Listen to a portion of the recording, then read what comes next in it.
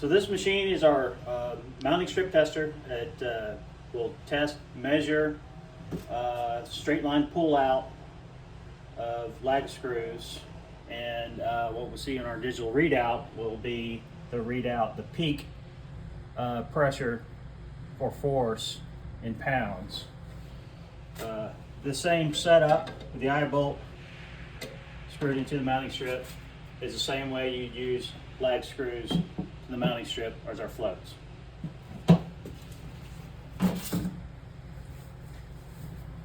I'm going to hit hold, and it'll catch the peak pressure in pounds.